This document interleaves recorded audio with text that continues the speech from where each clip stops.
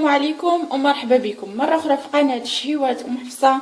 اليوم ان شاء الله غادي نقدم لكم الطريقه ديال تحضير عجينه العشر دقائق، وغادي نرافقها بشهيوه اللي هي خبزه معمره. غادي نشوفوا مقادير العجينه، من بعد غادي نشوفوا مقادير الحشوه. غادي نحتاج 500 غرام من دقيق فورس دقيق الحلويات، نصف كيلو يعني 5 الكيسان ديال العنبه يكونوا عامرين. غادي نحتاج معلقه صغيره ديال الملح، 2 معالق كبار ديال الحليب المجفف حليب غبره، 2 معالق كبار ديال السكر سنيده، ملعقه كبيره ديال الخميره الفوريه خميره الخبز، تقدروا تستعملوا حتى الخميره المعجونه، نصف كاس من الزيت، 2 كؤوس ديال ماء دافئ. غادي ندوزو باش نحضروا عجينه العشر دقائق. غادي نبداو بسم الله. في اناء غادي ندير 2 كيسان ديال الماء، غادي نضيف معلقه كبيره ديال الخميره الفوريه، 2 معالق ديال السكر سنيده، معلقه صغيره ديال الملح، وغادي نضيف نصف الكميه ديال الدقيق، تقريبا 2 كؤوس من الدقيق، والباقي غادي نخليه. وغادي نخلي الزيت والحليب المجفف حتى المرحله الثانيه. غادي نخلط مزيان، وغادي نخلي هذا الخليط حتى كيخمر وكيتضاعف الحجم ديالو. غادي نخليه مده ديال 10 دقائق. عليها سميت هاد العجينه عجينه العشر دقائق، لاننا كنخليو هذا الخليط يخمر مده ديال 10 دقائق، عاد كنكملوا فيه الخدمه. بعد ما كيتضاعف ليا الخليط اللي درته من الخميره والدقيق والماء، كيف ما كتلاحظوا انا درته في مكان دافئ، يعني بسرعه خمر، مازال الخميره كتتفاعل كيف ما كتلاحظوا.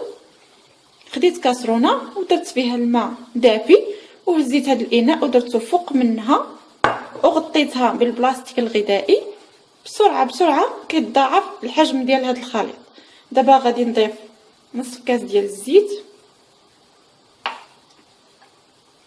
2 معالق كبار ديال الحليب المجفف نيدو،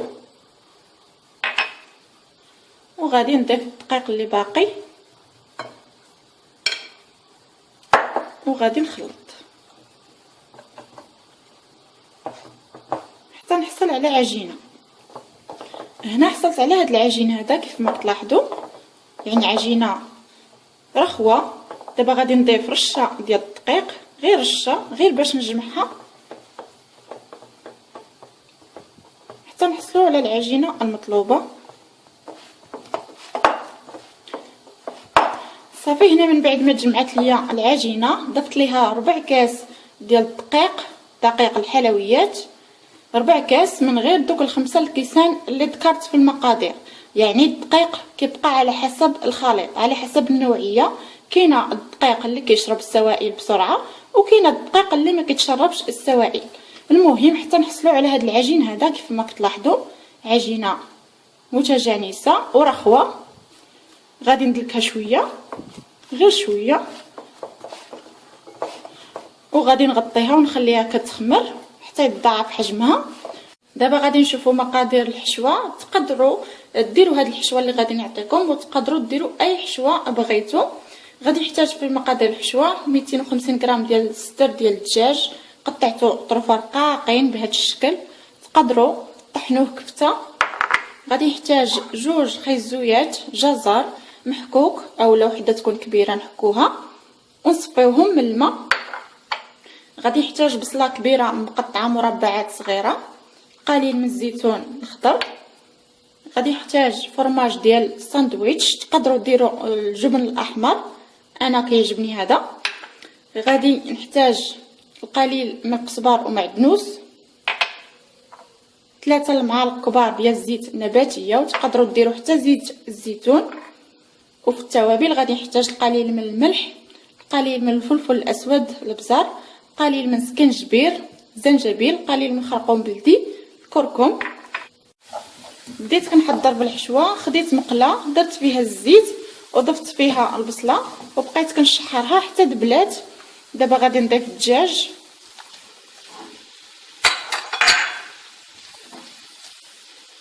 وغادي نضيف التوابل صافي. هنا من بعد ما طاب ليا الدجاج، خيزو، جزر،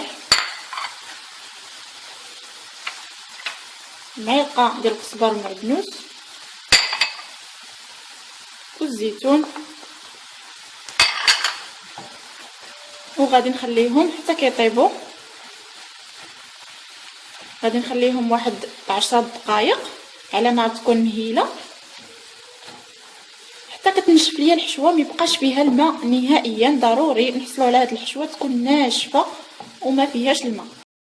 هذا هو شكل العجينه 10 دقائق من بعد ما خمرت وتضاعف حجمها.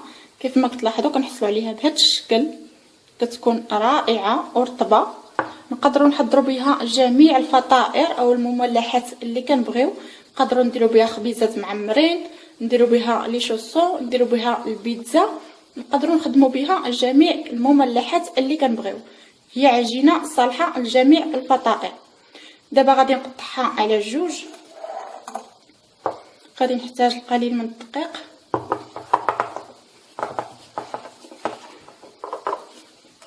غادي نهبط الهواء اللي فيها،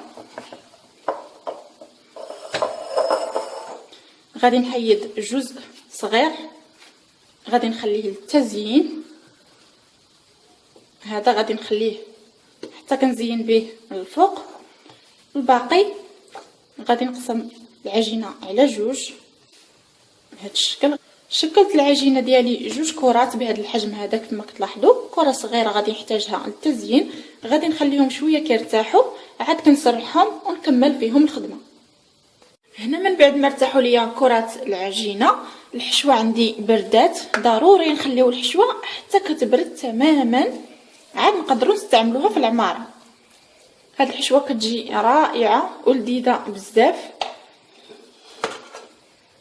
دابا غادي نسرح كل كره وحدها. غادي نطلق هذه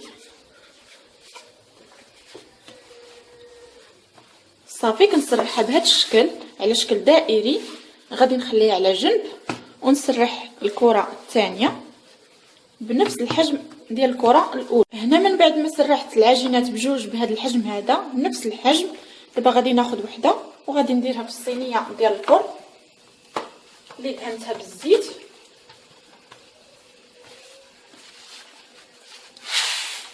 وغادي نعمرها بالحشوه.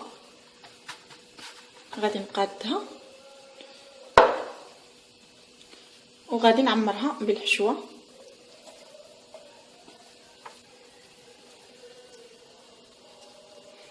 كنسرح الحشوه بهذا الشكل وكنخلي هاد الطرف الاخير ما كنوصلوش ليه الحشوه باش نخلي فين يتسد العجين بهذا الشكل هذا. كنخليو هاد المسافه هذه باش نقدروا نلاقيو العجينات مع بعض. دابا غادي ندير فرomاج ديال الساندويتش، كيجي لذيذ بزاف مع المعجنات. تقدروا ديروا الفرماج احمر. وغادي ناخذ شويه ديال الماء وغادي ندهن الاطراف اللي ما وصلتهمش بالحشوه. غادي ندهنهم بالماء باش العجينه تلصق مع بعضها بهذا الشكل وما تفتحش ليا في الخبيز.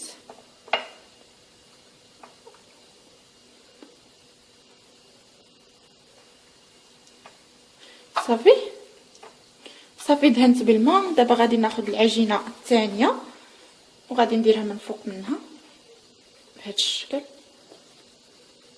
غادي نضغط على الجناب. دابا غادي ناخذ فرشيطه اولا عود يكون رقيق وغادي ندير ثقوب باش كنخرج هذا الهواء اللي لداخل. الا بقى هذا الهواء داخل العجينه غادي يفتحها ليا في الخبيز، ضروري نخرج. غادي ناخذ عود وغادي نثقب باش الهواء يخرج وباش حتى الحشوه فاش نكونوا كنطيبوها تنفس وتخرج الهواء ديالها ما يبقاش لداخل ويفتح لينا العجينه. غادي نسرح هاد العجينه الصغيره اللي خليت، غادي ناخذ قطع على شكل وريضه وغادي نطبع وريضات صغار. هنا من بعد ما قطعت الوريضات خديت بيضه صغيره ضفت ليها قطره ديال الخل وخفقتها. غادي نحتاج جنجلان وشويه ديال الزيتون مقطع بهذا الشكل، قطع دوائر، وغادي كندهنها مزيان بالبيض بهذا الشكل.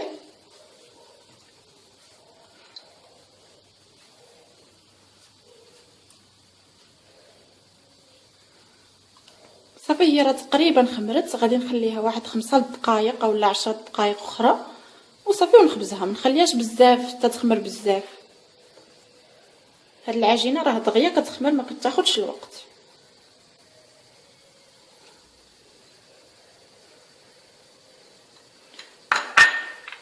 غادي ندير الجنجلان من الفوق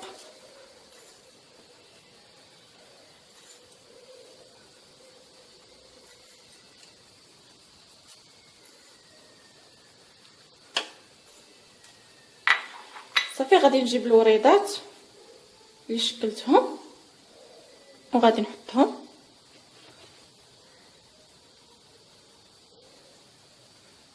غادي نمشيهم على الجنب تقريبا. نديرو كل تقطيعه نديرو فيها ورده. مثلا هنا، هذه هنا، وهذه هنا. كندهنهم بالبيض.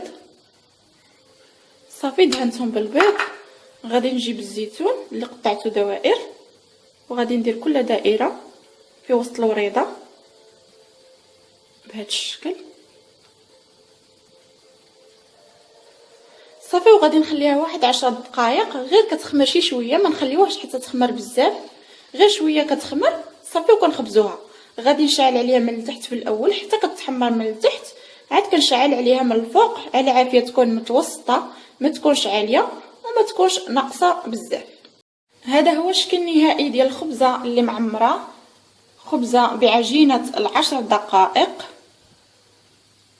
اولا فطيره محشوه. انا درتها بحجم عائلي كبير كيف ما كتلاحظوا.